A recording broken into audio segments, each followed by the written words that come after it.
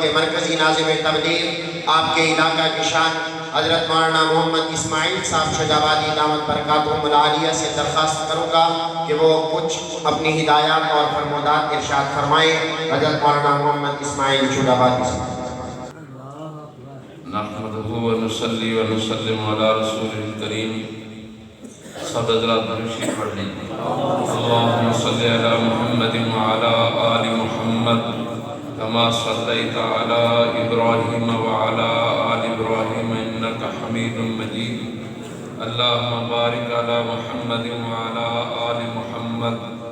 کما بارکت علی ابراہیم وعلی آل ابراہیم انکا حمید مجید۔ حضرات گرامی، میرے ذمہ یہ مضمون لگایا گیا کہ میں آپ حضرات کا بالعموم اور اپنے امیر محترم حضرت اقدس حضرت حافظ ناصر الدین صاحب خاکوانی دامت برکاتہم العالیہ اور اپنے مخدوم زادہ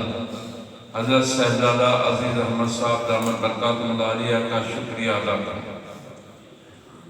ناشکری ہوگی کہ اس مسجد کے وہ عظیم خطیب جنہیں لوگ خطیب پاکستان حضرت مولانا قاضی احسان احمد شجابادی سب کہتے ہیں رحمت اللہ کے نام سے یاد کرتے ہیں، ان کی مسجد میں ان کے ان کا ذکر خیر نہ ہو تو یہ ناشکری ہوگی۔ میں نے ابتدا میں بتلایا تھا کہ حضرت قاضی صاحب رحمت اللہ علیہ 18-19 سال کے نوجوان تھے کہ حضرت امیر شریعت سید عطا اللہ شاہ صاحب بخاری یہاں تشریف لائے۔ آپ کے والد محترم قاضی محمد امین رحمہ اللہ نے قاضی احسان احمد صاحب کا ہاتھ پکڑ کر شاہ جی کے ہاتھوں میں دیا کہ شاہ جی میرے پاس اور تو کوئی چیز نہیں ہے، یہ ایک میرا بیٹا ہے جو میں آپ کو ہدیہ کرتا ہوں۔ پھر وہی قاضی احسان احمد جو شجاباد جیسے پسماندہ علاقے کا رہنے والا ایک نوجوان، جب 1934 میں قادیان میں عظیم کانفرنس ہوتی ہے، شیخ حسام الدین رحمہ اللہ جو اس وقت کانفرنس کے اسٹیٹ سیکرٹری تھے، انہوں نے اعلان کیا کہ حضرات میں اس کانفرنس کے افتتاح کے لیے اپنے نوجوان عزیز قاضی احسان احمد شجابادی سے درخواست کرتا ہوں کہ وہ تشریف لائیں اور اس کانفرنس کا افتتاح کریں۔ حضرت قاضی صاحب رحمت اللہ علیہ فرماتے تھے کہ بالکل نو آموز بڑے بڑے اکابرین شیخ الاسلام حضرت مدنی، حضرت علامہ انور شاہ کشمیری اور ہندوستان کی عظیم المرتبہ شخصیات کی موجودگی میں نے کیا بیان کرنا تھا، 10-15 منٹ بمشکل میں نے بیان کیا اور میرے کپڑے پسینہ سے شرابور ہو گئے۔ کھانے کا اور نماز کے وقفے کا اعلان کیا گیا۔ میں اپنے کیمپ میں گیا، 7 والا کیمپ وہ شیخ حسام الدین رحمہ اللہ کا تھا جو اسٹیٹ سیکرٹری تھے۔ وہاں صاحبان الہند، جمعیت علماء ہند کے ناظم اعلیٰ اور ہندوستان کے ایک عظیم خطیب مولانا احمد سعید دہلوی رحمہ اللہ نے کہا شیخ صاحب آپ بھی عجیب آدمی ہیں، اتنے مشائخ کی موجودگی میں، اتنے بڑے بڑے علماء کی موجودگی میں آپ نے ایک لوٹے سے کانفرنس کا افتتاح کرایا۔ تو شیخ حسام الدین رحمہ اللہ فرمان لگے کہ مولانا یہ قادیان ہے۔ میں نے اس عزیز سے اس کانفرنس کا افتتاح کرا کر میں نے قادیانی جماعت کے لاڈ پادری مرزا بشیر الدین کو ایک میسج کنوے کیا۔ میسج یہ ہے کہ بشیر تجھے خوش فہمی کی ضرورت نہیں ہے، چودھری افضل حق، امیر شریعت سید عطا اللہ شاہ بخاری اور ان کے بڑے رفقا اگر اس دنیا سے چلے گئے تو یہ نوجوان تیرا سر پھوڑنے کے لیے موجود ہے۔ اس کانفرنس سے قاضی صاحب کا پورے برے صغیر میں تعلق ہوا اور قاضی صاحب پاکستان بننے سے پہلے پورے برے صغیر میں، اور قاضی صاحب میرے عزیز بیٹھے ہیں مولانا قمر الدین قاضی قمر الصالحین ان کے ایک امامت تھی، بچہ پیدا ہوا، فوت ہو گیا، قاضی صاحب کو ٹیلی گرام بھیجا گیا۔ قاضی صاحب نے کہا کہ بچہ تو قبر میں چلا گیا، میں اپنا پروگرام کیوں مس کروں؟ تو قاضی محمد امین آپ کے والد محترم نے تنزیہ مبارکباد کا ٹیلی گرام بھیجا کہ مبارک ہو، آپ کا بیٹا فوت ہو گیا۔ ایک ہی بیٹا ہے، وہ فوت ہوتا ہے تو قاضی صاحب تبلیغی پروگرام میں ہے، اور یہی بوڑھا باپ جب اس دنیا سے رخصت ہوتا ہے۔ میں اپنی بات مختصر کرتا ہوں۔ قاضی ظاہر الحسینی رحمہ اللہ ہمارے شیخ التفسیر حضرت مولانا احمد علی لاہوری رحمہ اللہ کے خلیفہ مجاز تھے،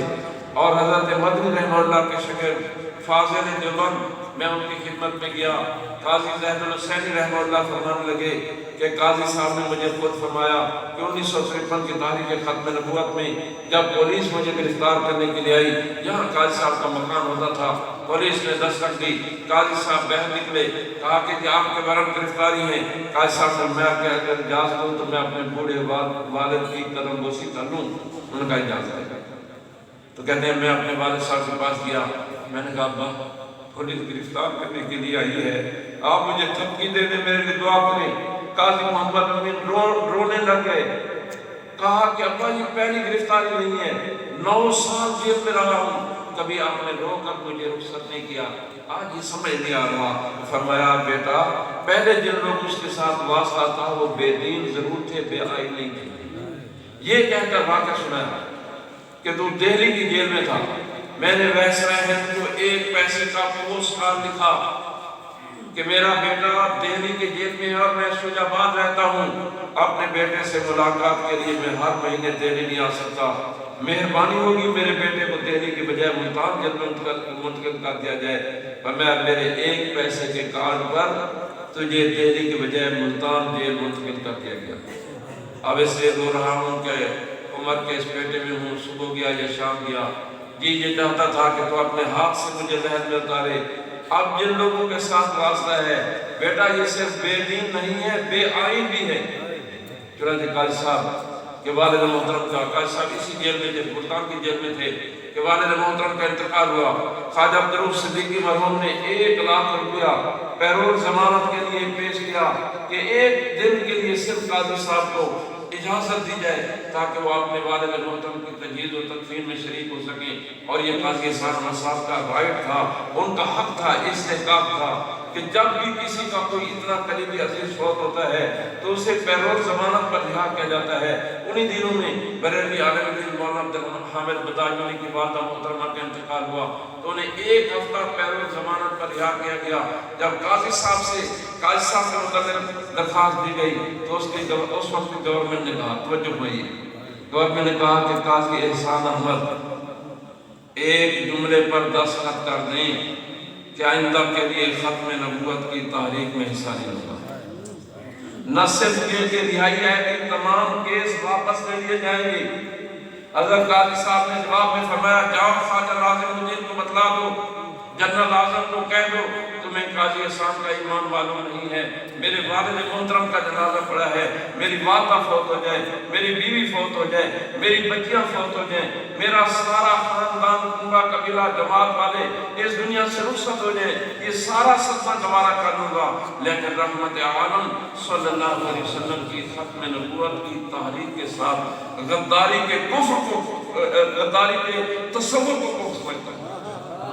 یعنی کسی کونے خطرے میں جب بھی آئے کہ قاضی احسان کیا ہوا، حضرت لاہوری موجود ہیں، شادی موجود ہیں، مولانا جلندری ہیں، مولانا ابوالاسعد ہیں، مولانا داؤد غزنوی ہیں، تمام مسالک کے بڑے بڑے علماء موجود ہیں، کوئی حق نہیں ہے تو میں اس تصور کو سمجھتا ہوں۔ الحمدللہ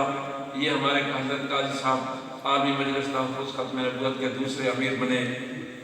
مجلس ہماری کے حضرت بیٹھے، ایک واقعہ تک میں اپنی بات ختم کرتا ہوں۔